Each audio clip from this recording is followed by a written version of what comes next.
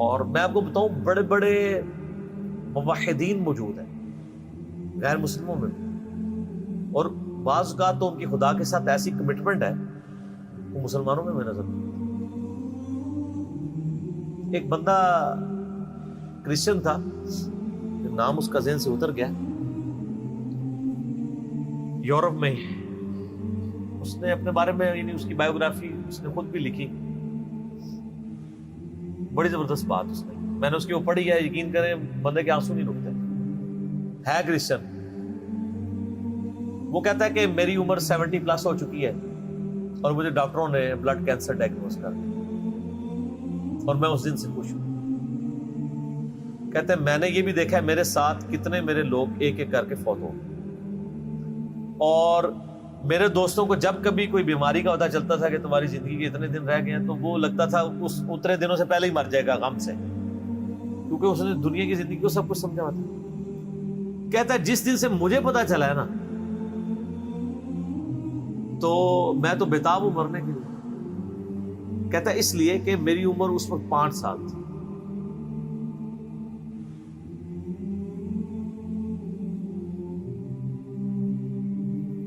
جب میں نے پہلی دفعہ یہ چیز سنی تھی کہ مجھے کسی نے پیدا کیا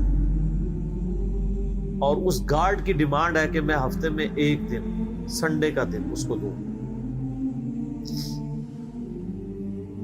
اور کہتا ہے آج میری عمر 70 سال ہو چکی ہے، میری زندگی میں کوئی ایک سنڈے بھی ایسا نہیں آیا میں نے دنیا جان کی اپنی روٹینیں چھوڑ کے سنڈے کے دن میں نے پورا دن گاڈ کو دیا، اللہ کے، میں نے کبھی اس پہ کمپرومائز نہیں کیا، بڑے سے بڑے معاملات بھی۔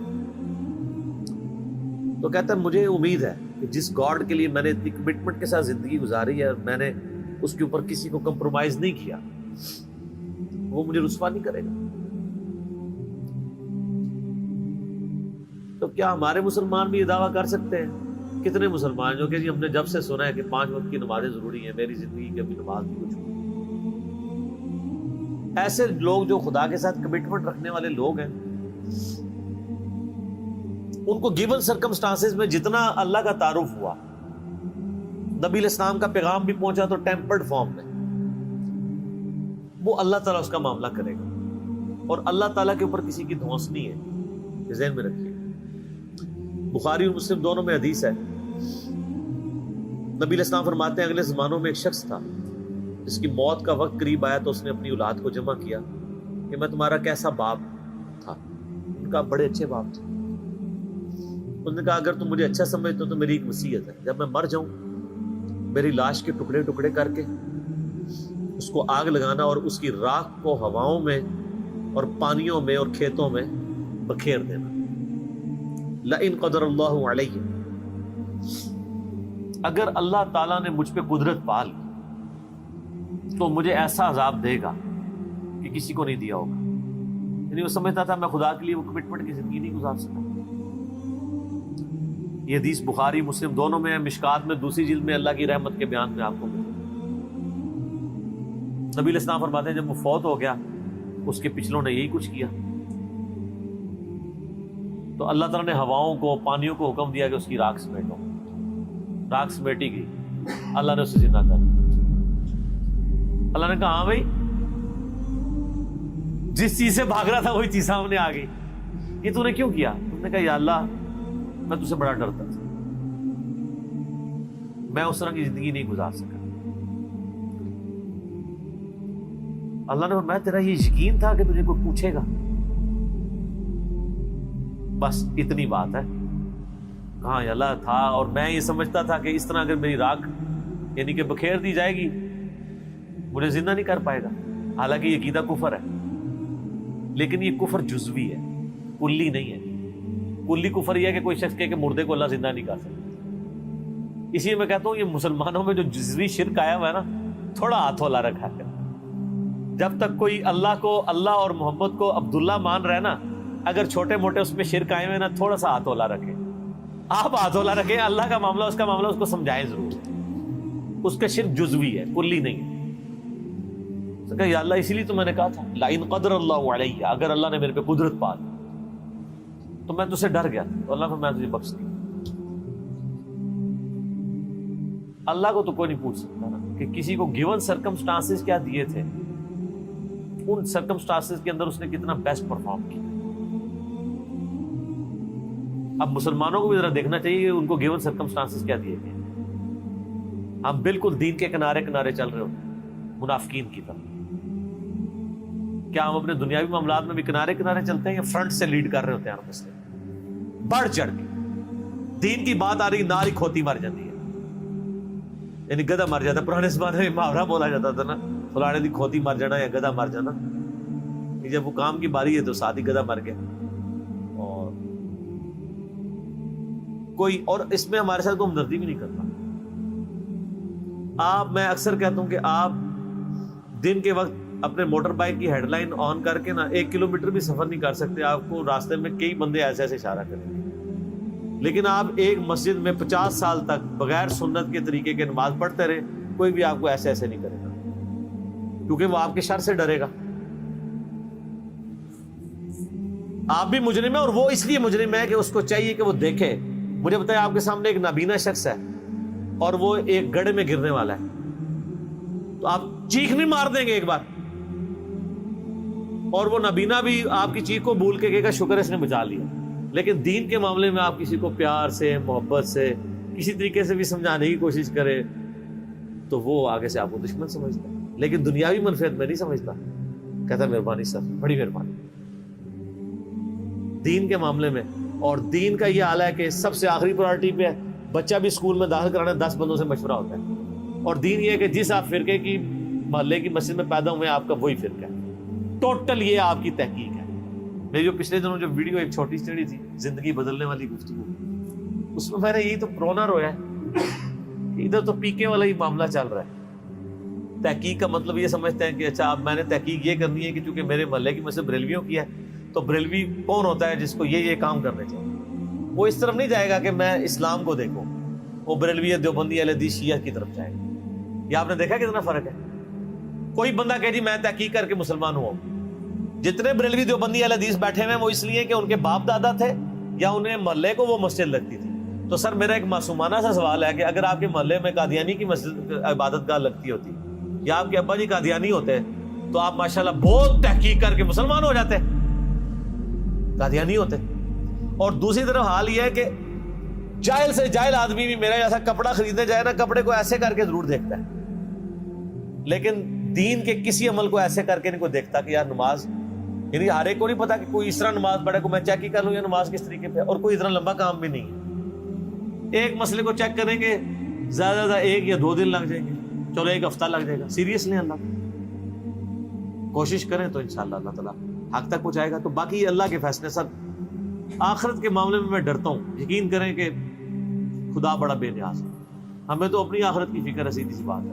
ہم تو کہتے ہیں اللہ تعالیٰ ہماری غلطیوں سے درگزر فرمائے، چاہیے کہ ہم لوگوں کے بارے میں فیصلہ کریں۔ میں تو اپنے بدترین دشمنوں کے بارے میں بھی قطعاً یہ یعنی جرأت نہ کروں کہ میں ان کی آخرت کا فیصلہ کروں، ناٹ ایٹ آل۔ آپ دیکھیں میں یزید کے بارے میں، میرے بارے میں میں بڑا سخت رویہ رکھتا ہوں، لیکن کبھی آپ نہیں سنیں گے کہ میں نے اس کو کہا کہ وہ جہنمی ہے۔ آخرت کا فیصلہ اللہ نے کرنا ہے۔ دنیا میں ڈنگے کی چوٹ پہ جس نے غلط کیا اسے غلط کہیں گے۔ آخرت کا معاملہ جو ہے وہ چونکہ اللہ کے پاس ہے، اللہ کا فیصلہ ہے جس کے ساتھ جو معاملہ کرے۔ تو صرف جو دنیا کی جوڈیشری میں مقدمہ پیش کر کے آپ نے نہیں جیتنا، اللہ تعالیٰ نے صرف شواہد کی بنیاد پہ فیصلہ نہیں کرنا، گیون سرکمسٹانسز بھی دیکھنا ہے۔ میں اس کی چھوٹی سی مثال آپ کو دیتا ہوں، آپ بھی اس کو مانیں گے۔ مجھے بتائیں، ایک شخص خانہ کعبہ شریف سے 2 کلومیٹر کے فاصلے پہ اس کی کوٹھی ہے اور اس کا مکے میں کروڑوں کا بزنس ہے، اس کے پاس 3-4 ایئر کنڈیشن گاڑی ہیں، اور وہ ایئر کنڈیشن گاڑی میں بیٹھ کے ساری نمازیں آ کے حرم شریف میں پڑھتا ہے، کام جو اور کوئی نہیں۔ 1 لاکھ نماز کا ثواب یا 1000 نمازوں کا ثواب یا 10,000 نمازوں کا ثواب لے رہا ہے۔ اور ایک شخص پاکستان میں ہے اور اس کا حال یہ ہے کہ وہ جون جولائی کی تپتی دوپہر میں روڈ کے اوپر لک ڈالنے کی اس کی ذمہ داری ہے، اور اسی سے جو تھوڑی سی مزدوری اسے ملنی ہے اس نے جا کے بال بچوں کا رزق خریدنا ہے۔ ظہر کی نماز کا ٹائم ہوتا ہے مسجد وہاں سے دور ہے, اس کے پاس سواری بھی نہیں ہے, پیدل جا نہیں سکتا کیونکہ پیچھے سے نوکری سے نکال دیا جائے گا. وہ اپنا وہ گندا سا پرنا وہی زمین پہ ڈالتا ہے قبلہ رخ, اور قریب کسی ٹوٹی سے, کسی پانی کے نل سے یا kسی چشمے سے, اگر اسلام آباد میں نے دیکھا لوگوں کو ایسے, خصوصاً پٹھانوں کو, گرین بیلٹ میں نماز پڑھ رہے ہو.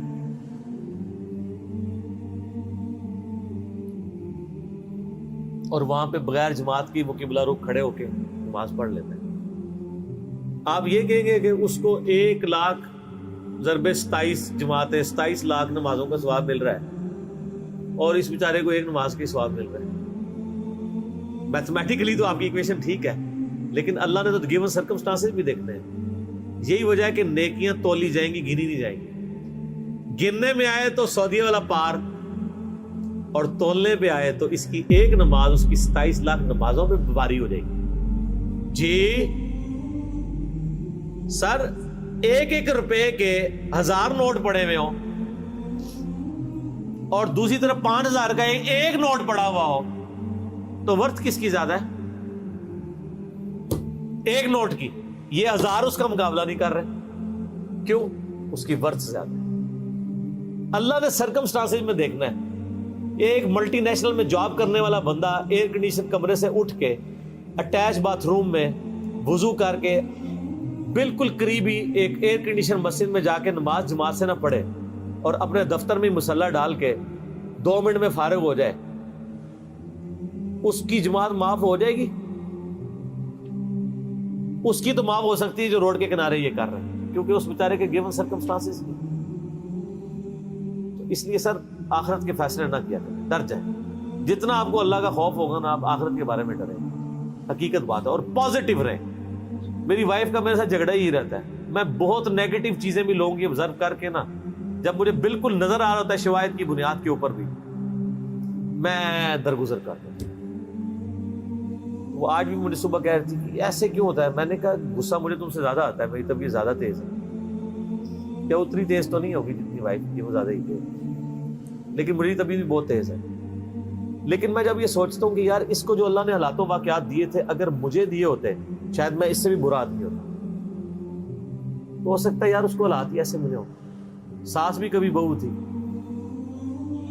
ایک بہو اپنی ساس کے بارے میں اس وقت بات کر سکتی ہے جب وہ ساس بن کے اچھا پرفارم کرے اور پھر اپنی بایوگرافی لکھے کہ ہاں جی میری ساس تو یہ تھی اور میں یہ آئیڈیل ساس ثابت ہوں.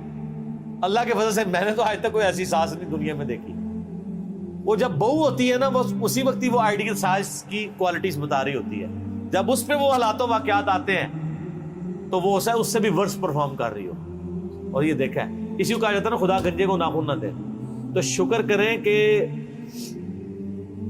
آپ گنجے اور آپ کو ناخن نہیں ملے ہوئے. اگر آپ کو ناخن ملے ہوتے تو آپ زیادہ اپنا نقصان کر لیتے. اس لیے پازیٹیو رکھیں, پازیٹیو ایٹیچیوڈ رکھیں. اس کا فائدہ یہ ہوگا کہ آپ کوڑ کوڑ کے مریں گے, آپ اچھی زندگی گزاریں گے, اور آپ کے بارے میں کسی کے بارے میں آپ کے دل میں میل نہیں آئے گا. میرا ادھر جتنا ویڈیوز میں غصہ ہوتا ہے نا, وہ اس لیے نہیں ہوتا کہ میں کسی سے نفرت کر رہا ہوتا ہوں. میں کہہ رہا ہوں اس کی وجہ سے اتنے ہزاروں لوگوں کا بیڑا غرق ہو رہا ہے, تو میں پورے پیشن سے بیان کرتا ہوں. ورنہ جو لوگ جن کے خلاف میں نے کلپ چڑھائے ہیں وہ بھی میرے سامنے آ جائیں, میں ان کے بھی ہاتھ چوم لیتا ہوں. تو منافقت نہیں کر رہا ہوتا ہوں. علمی اختلاف اپنی جگہ, اور کسی کی ہیومن ڈگنیٹی میں رسپیکٹ اپنی جگہ. پازیٹیو رہیں, بعض کا اثر کر جاتی ہے. دیکھیں نا اثرات آپ کو نظر آ رہے ہیں, تبدیلی آ نہیں گئی, آ جاتی تبدیلی. ٹھنڈا کر کے کھائیں. ٹھیک ہو گیا. آخری سوال کریں, پھر ہم نے اس کو کنکلوڈ کرنا ہے, باقی سوال انشاءاللہ.